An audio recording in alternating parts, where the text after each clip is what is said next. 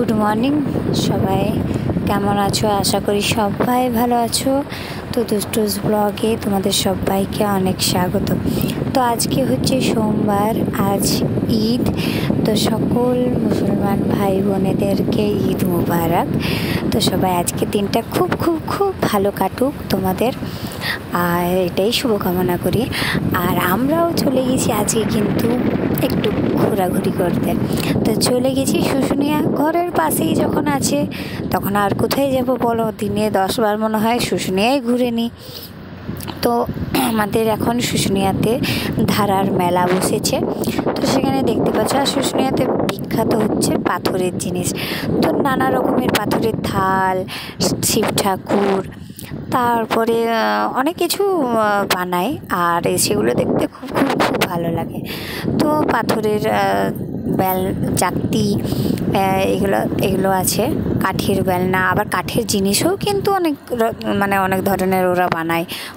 হরিণ, তারপরে কলমদানি রাখার, তারপরে চাবি রাখার, অনেক কিছু। তো এই কিছুগুলো দোকান আছে যেগুলো 12 মাস বসে থাকে। আর এখন যেহেতু ধারার মেলা চলছে, তো সেহেতু অনেক ছোটোখাটো যেগুলো মারাচুরি কানের দোকান সেগুলো বসেছে। তো মেলাতে কিন্তু প্রচণ্ড দাম, শুশুনিয়াতে খুবই দাম নেই।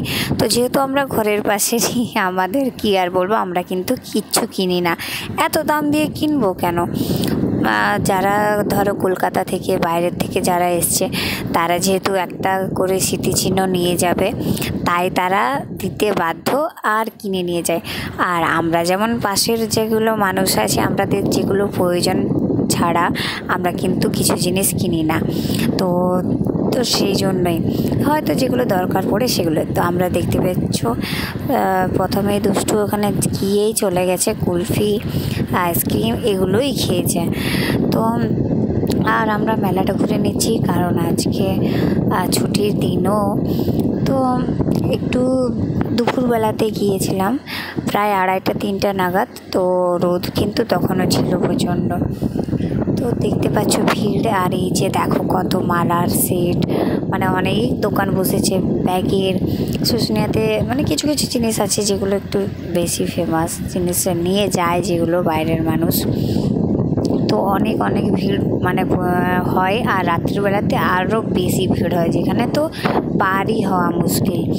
তো সকল আরও ভাই বন্ধুদেরকে সবাইকে কি বলবো, এখানে আসার জন্য নিমন্ত্রণ জানালাম যে সবাই এসো, শুশুনিয়া ঘুরে যাও ছাতনার পাশাপাশি। তো আর কেউ যদি আসো অবশ্যই কিন্তু কমেন্টে জানাবে আমাকে, তাদের সাথে দেখাও হবে, তাদের সাথে মিট আপ করে নেব। তো চলো, দেখো মেলাটা খুবই সুন্দর, যেহেতু ভিডিওতে তোমাদেরকে দেখালাম, তো তোমাদের হয়তো দেখে একটু ইচ্ছাও হবে, তাই বলে দিলাম যে সবাই কিন্তু মেলাটা দেখতে আসবে।